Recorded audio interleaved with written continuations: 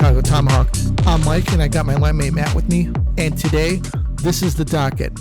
Fleury is going to play in Chicago. We were really worried about it, that he was not going to come in and play, and he was going to retire, but he is going to play, which is huge. The Blackhawks said today that they are going to release the findings of their investigation and make the investigation. They're going to make it public. I think that that's a really big deal. I hope that whatever comes out is going to be the truth and the entirety of the investigation, that we don't have to worry about, what they swept under the rug, because this should have came out, 10 years ago when it happened. And we're going to talk about that later. Patrick Laine signed a qualifying offer. Zach Werenski got a 6-year, $57 million deal. John Elners, 8 years, though he's working on an 8-year, $9 million deal. And Jack Eichel situation in Buffalo. So we'll go back to the Fleury playing in Chicago and how big of a deal that actually is. Matt, you pretty happy that your guy is now in Chicago playing? I'm very happy. Do you remember you and I arguing about him during the Vegas and Avs series? Yes. Hall of Famer. Do you like him now that he'll be wearing 21 with our sweater? 29. 29, I'm sorry. 21 is retired. Sorry, Stan. But 29, dude, I'm excited. I might get a sweater. I'm a big Fleury fan. I'll be honest with you, man. Considering that we have upgraded pretty much in every area, every position that we have needed to, is a really big thing for me. Am I a huge Fleury fan? Agreed. I'm going to be honest with you. I'm not a huge fan of his. Do I like the guy? Do I like the person? Yeah, I do. I do like the guy.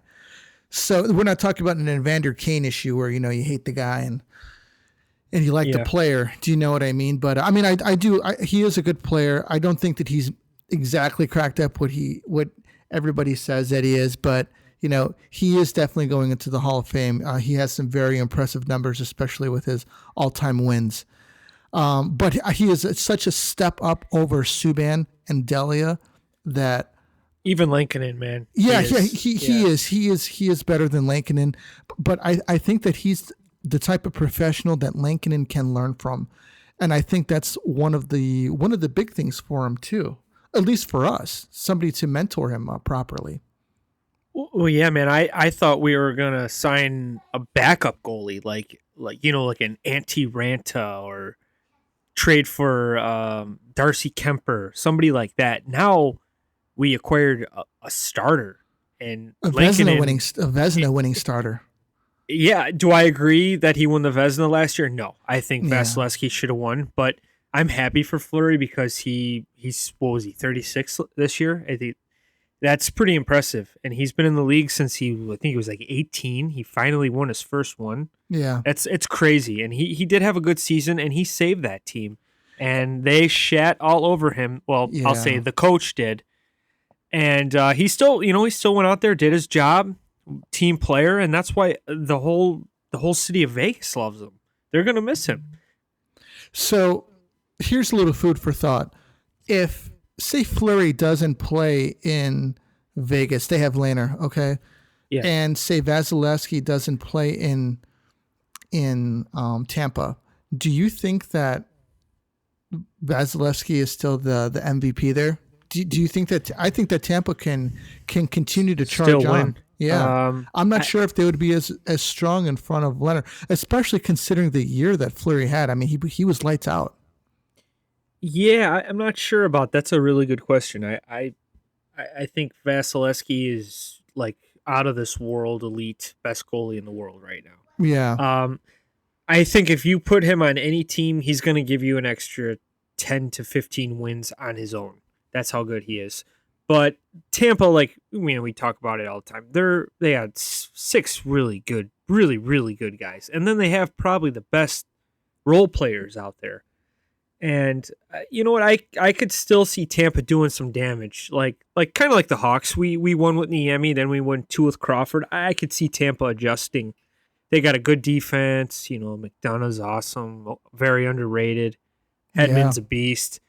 But I think taking Fleury away from Vegas, I think it's going to hurt Vegas a little bit. I mean, I like Robin Leonard. I'm a big fan of him. Yeah, me too. But there are some games he does. He's going to go on cold streaks. It's going to happen. But having Fleury there, you know, it kind of made those cold streaks look non-existent. You know, if say Leonard was cold and you throw in Fleury, right? It's like, geez, I got another elite guy. But even with the Blackhawks, Leonard, man, he saved our season. It could have been really, really bad. Yeah. And dude, I'm so glad we signed him. And I mean, I didn't know much about him. I was really excited when we signed him. I'm like, wow, this guy, it's cool. $5 million 1 year, prove it kind of deal. Yeah. Maybe we can lock him up. And it didn't end up working out, but I mean, Vegas jumped all over it, and they're a big fan of him too. He plays a different style than Fleury. You know, he's big. He is athletic, but I don't think he's athletic as much as Fleury. Right. But I just don't think Vegas is going to be the same team this year. I don't think so either. They were exposed pretty bad by Montreal. And I mean, I think teams are going to catch on to that. They're still a great team. They're going to make the playoffs because that division isn't that all that great. But, you know, I mean, it's going to look different without Flower. Now I can call him Flower because he's on our squad. So it's cool. So here, I got a question for you. You know, Patrick Laine signed his qualifying offer. Do you think that this guy is worth it? I do not. I don't think $7 million. You know what? I think he took a discount. I think he wants big bucks, like $9-10 million. He thinks he's that good. I think he ran Torts out of town. He was benched a couple times, wasn't he?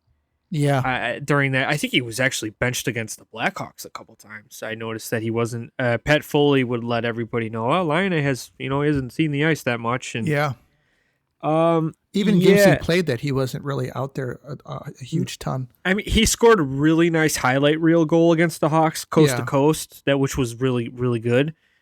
But I mean, that's like the only big goal he scored. It seemed like. I know he puts up goals because he shoots a lot. It's going to happen, right?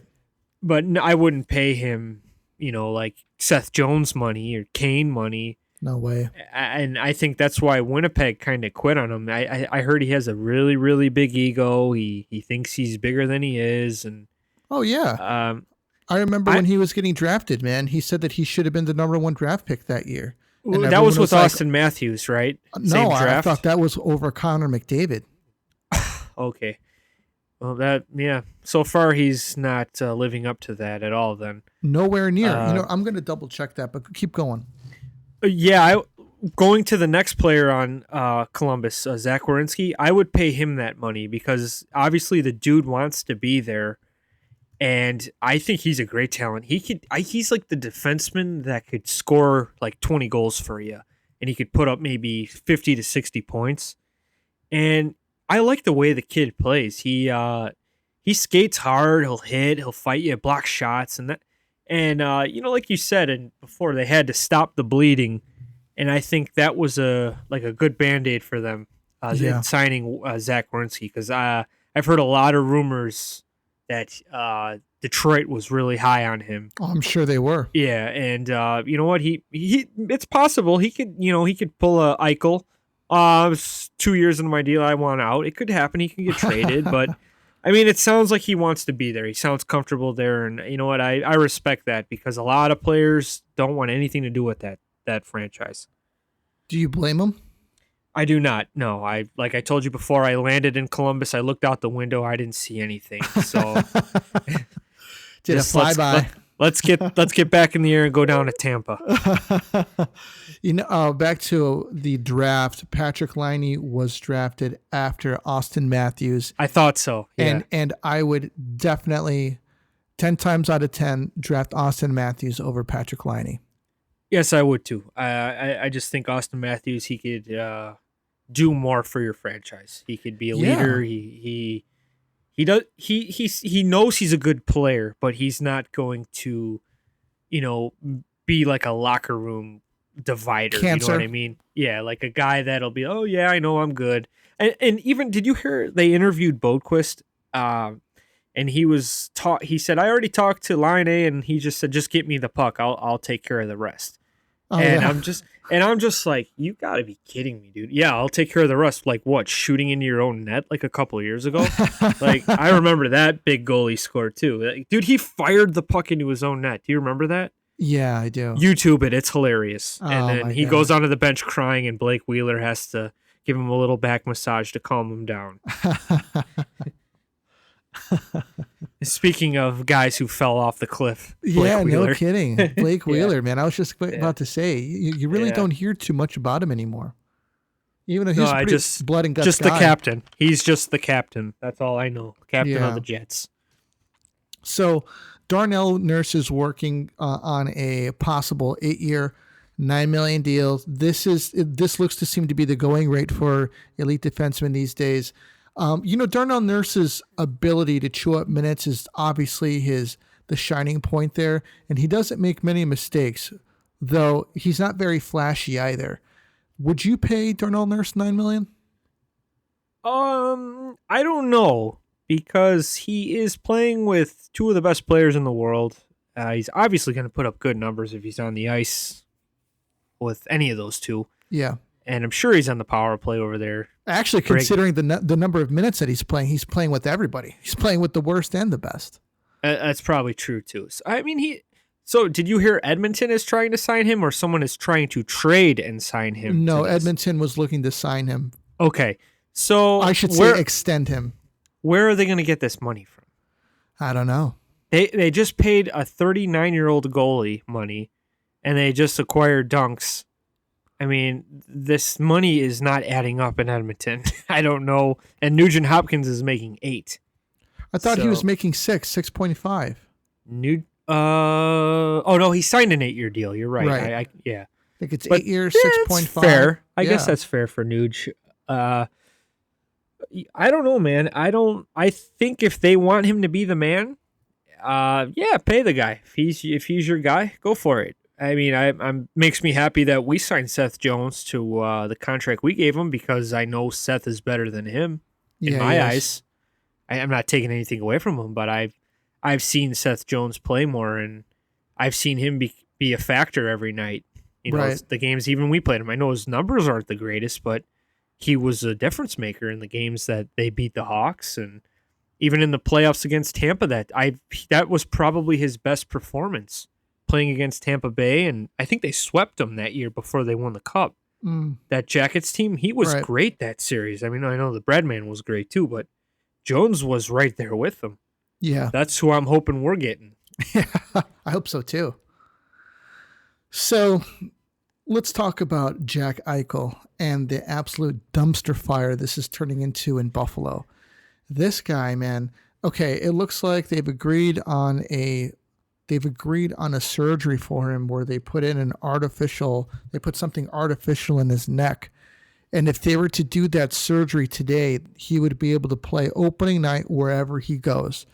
His agent released that statement. So do it. Sure. But I think what it comes down to is which organization is he going to? Which organization is paying for the bill? Probably. That's probably what it goes down to.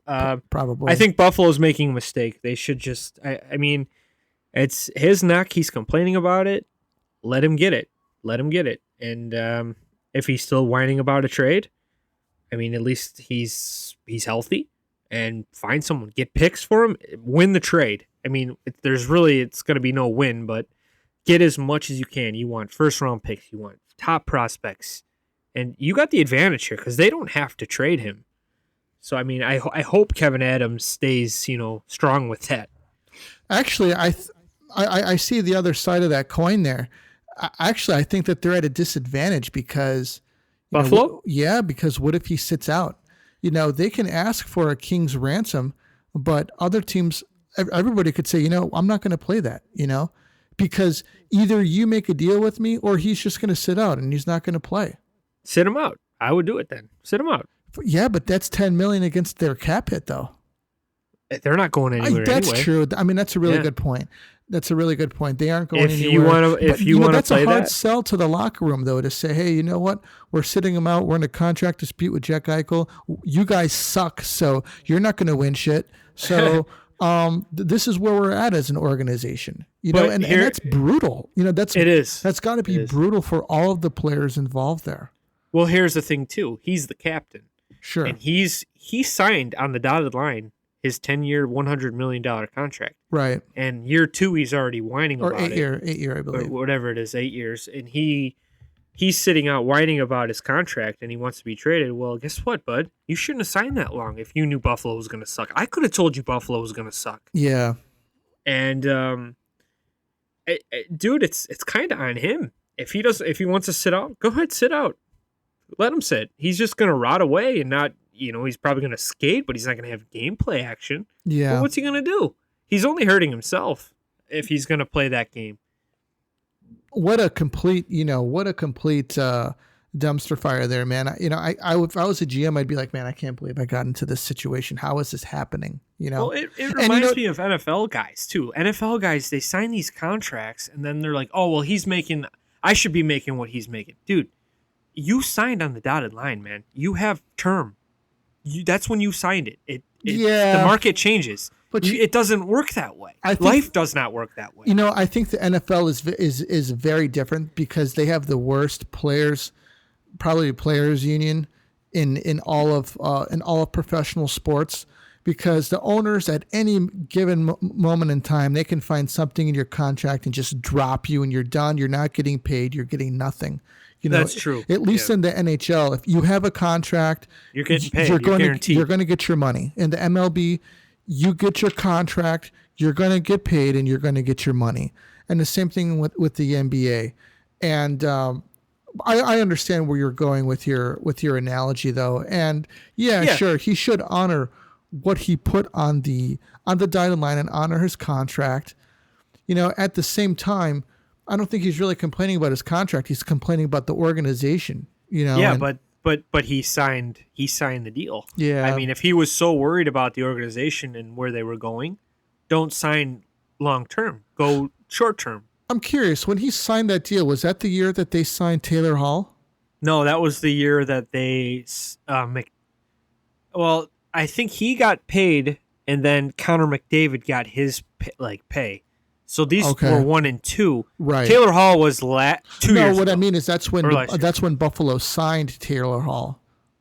Well, no, they signed Eichel first, and then they signed Taylor Hall last summer. And at least I give them credit. They tried. They tried to bring in good players around him, but sometimes it doesn't work out. I'm just thinking that maybe Eichel, he's there. They signed Taylor Hall. He's like, okay, they're making that'd make moves. Me happy. They're trying something. I'm gonna sign this contract. Next thing you know, Taylor Hall's production goes into a complete nosedive. He's gone the very next year, and and on go Buffalo's woes. And he signed that before Taylor Hall. Right. I'm pretty sure, almost certain he did. But like you said, if I'm Jack Eichel and Kevin Adams brought in Taylor Hall, I'd be like, all right, let's get going here. This guy was a former MVP. He's going to get me the puck. He's got skill. And then even, what's his name? Skinner? Yeah. Skinner was good too, man, with Carolina. Sometimes it just doesn't work out. Right. And I mean, they're trying, but it's, another $9 million deal. Yeah. And then they got to live with that one too. And no one's going to take that. I mean, their best option with Jack Skinner, is that his name? Jack Skinner? Yeah.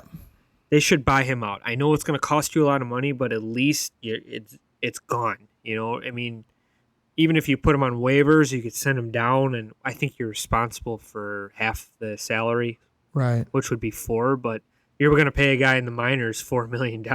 But that's crazy. At least, I know it's a tough one. That's why these long-term deals, I don't. I like Seth Jones's long-term deal because he's still 26 years old. It's not like he's 30. Right. And you know what I mean? When he's going to start declining, he's not like super, well, he's going to be super old when it starts declining. But that's fine. But look at Skinner. What is he? He's got to be in his early 30s, right? He's got to be 30. And he's making $8 million a year for I thought it was $9 million for 4 goals a year. That kills you, man. So I mean, yeah, I don't know where to start with Buffalo. You just might need to clean house in every department. Just start over. Yeah. And that contract we were kind of talking about kind of reminds me of Scottie Pippen. Remember he's that long deal, and then he bitched about it. Well, he did, and rightfully so. He's good. When he deserves it. When he signed, man, he figured that, I could get hurt, and if I get hurt, my family gets nothing. He's from Arkansas. He had 2 people in the house that were, I think, paraplegic that were couldn't use their legs. I believe he has 7 siblings, and his family needed the money. And to be honest with you, he didn't make the right business decision, but he made the right decision for his family to take care of his family. Well, guaranteed money. That being said, I don't. He had no idea that him and Michael Jordan would become 2 of the best players, to ever play the game. And how good of a 1-2 punch that they were. And I really feel for him for there, But there's the other side of that coin, man, where you go for the business decision, you blow out your knee, and then you're done and you get nothing, Well, yeah, I mean, didn't he finish, wasn't he like first in assists or something? Yeah. And he was the 50th ranked paid player. Actually, I think he was the 112th best paid player. That must have killed him. Yeah. But this is why I'm jumping over to the St. Louis Blues right now. That GM, he does not sign long-term deals. I think the longest term he does is 4 years, unless it's a homegrown player. And that team is never in cap trouble. You notice that? They're never having issues with cap. And, I mean, now they're complaining about Tarasenko, but, I mean, it could be Tarasenko wanting out. The Blues, I'm sure, do not want to get rid of him. But I respect that out of a GM. Hey, I have a vision. I'm sticking with it. I'm not going to go long-term and screw my future up here. I want my team to be competitive. And I wish more teams would do that. And I think Buffalo might need that, a lesson in that, because these long-term deals are really hurting them. Yeah. Yeah, I agree.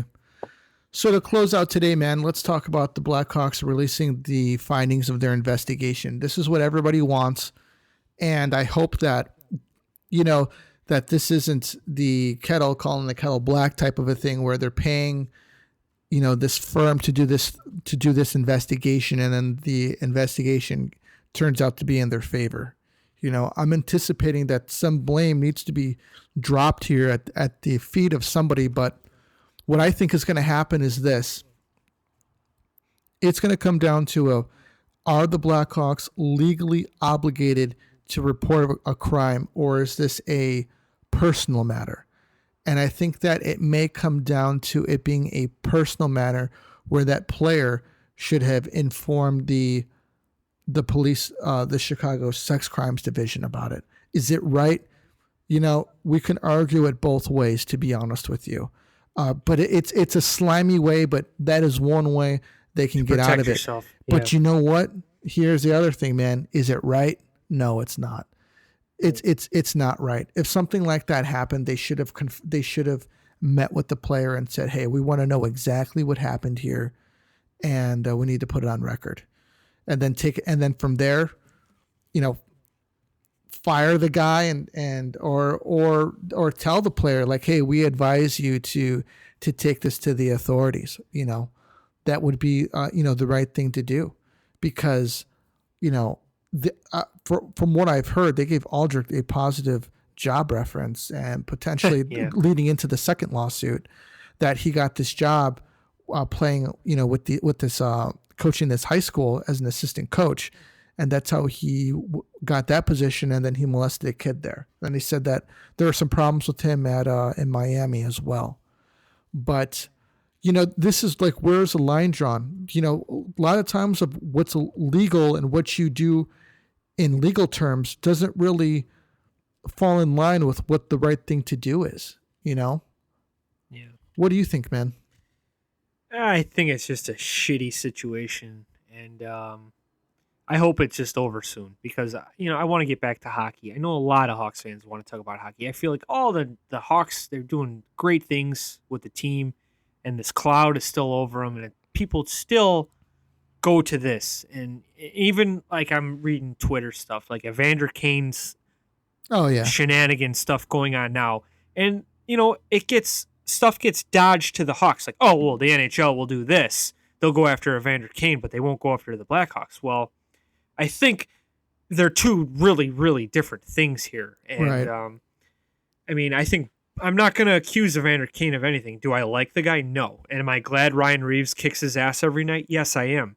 But I'm not going to accuse the guy until, facts are out. And I want to do the same thing with the Hawks. I mean, in my opinion, if the Hawks are really excited about releasing this, it seems like, like I told you before we recorded, I think that they feel like they're not to blame on this. And like you said, is it right? No, it's not right. But I mean, what can you do now? It's been 10 years. I think if I were in the shoes of that player, a young player, and this guy did this to me, me personally, if someone did try to do that to me against my will, I would go after this guy, and I would take the charges of assault on this guy, and I'd be like, hey, man, this guy is doing stuff to me. And I know that's different when maybe the guy used his power, over this young player, and he's like, well, I'm going to get you into the league and stuff, and the kid was scared, obviously. Yeah. But, I mean, if something bad happens like that, I mean, like, I just think of my kids. If someone did that to my kids, this guy would be dead. But I'd be pissed. Yeah, but I mean, he should have. Yes, he should have went to the police. He should have went to management and said, "Hey, you got to get rid of this guy. This guy's perverted. He's doing weird stuff, and it's not right." And it didn't happen. And it's just time goes on and on and on. And it's like this happened 10 years ago, and it's like, wow, what? That was a long time ago. So I mean, it's going to take a while, and I still think that the Hawks are guilty of, sweeping it under the rug. Yeah, I mean, they do that, like we've said before. They did it years ago with Theo Fleury. No one said a word, and I just think a lot of people are they don't know much about the Hawks. I mean, they've always been sneaky with stuff. You just never heard about it because the Hawks. I mean, Twitter wasn't around, social media crap wasn't around. I mean, can you like we said? I don't think Patrick Kane would be on the Blackhawks if Twitter was big back then, and camera phones, because he was living it up. Yeah. And some people wouldn't be okay with that. But I just hope it's over with. I don't think anything's going to happen to Bowman because, I mean, if you were the owner of the Blackhawks and this case was going on, would you let this guy spend a whole bunch of money if you knew he was going to be guilty and you're going to have to get rid of him? I don't think so. I think Bowman thinks he's safe. That's why he's still building this team. So, I mean, maybe who else is available to get rid of? McDonough's gone. Well, that's what I was going to lead into, that I think that they're going to lay the fault at McDonough's feet, and McDonough was dismissed last year. And that's where the blame, ultimately, that's where the blame goes. But then the Hawks also did something shady by releasing him because they were bad. If he was released because of this sexual assault crime, that's different. But, I mean, that's another lie. You know what I mean? It's just you're digging a hole and you're going deeper and deeper and deeper. Yeah. So, I mean, I just hope it. I want to play hockey. Let's take care of this. If there's someone, right way. If there are facts out against Bowman, yeah, get rid of him. I mean, I hate to say it, but I thought Bowman's been doing a great job this summer with the team, building a better team, a better product for us fans to watch and talk about. But if something gets pushed to him and he signed off on something for a job reference, I mean, pretty much kind of enabled this guy to do it again, you know? So, I mean, they're going to be calling for his head. Yeah. So to make a final statement, me and Matt at the Tomahawk, we don't condone, sexual harassment or sexual assault in any way. And we don't like to hear about daughters, man. Yeah, I have a daughter as well. and a son. This happened to a guy. Same. And son. it's brutal to hear, especially with our team. We love the Hawks, but we don't have to be in love with the organization, and at least the people that run the organization. Well said. Yes. And I really hope that this comes to a conclusion in the right way, and that we can move forward. And if you're responsible, those people are dealt with accordingly. And to be honest with you, the victim can have a reprieve, from this pain that they've been dealing with for a long time, because it's 10 years. It's it's terrible to hear, and I hate to have to hear that a guy's been holding on to this, for so long. But I hope that it works out for all parties involved, and we can move forward. But that's all that we got for you guys tonight. This is the Tomahawk, and we're out of here.